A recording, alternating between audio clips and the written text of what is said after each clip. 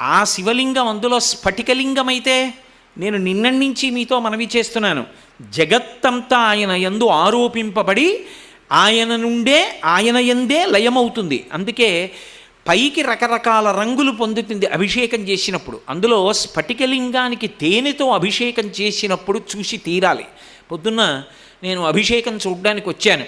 అర్చక స్వామి బహుశ్రద్ధాభక్తులతో రుద్రాధ్యాయం చెప్తూ తేనె ధారగా పోస్తున్నారు. స్ఫటికలింగానికి ఉన్న గొప్పతనం ఎక్కడుంటుందంటే పైనుంచి తేనె పడుతున్నట్లుండదు.